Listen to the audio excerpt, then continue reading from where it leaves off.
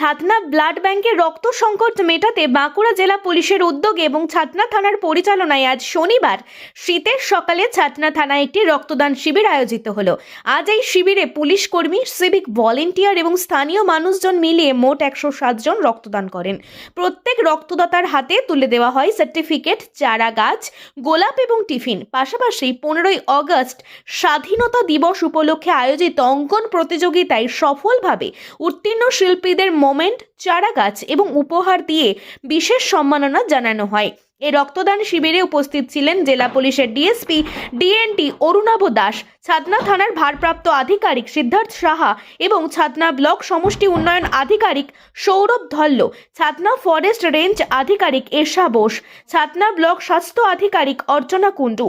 রক্তের সংকট মোকাবিলায় বাঁকুড়া জেলা পুলিশ তথা ছাতনা থানার এই উদ্যোগকে সাধুবাদ জানিয়েছেন ছাতনা ব্লাড ব্যাংক।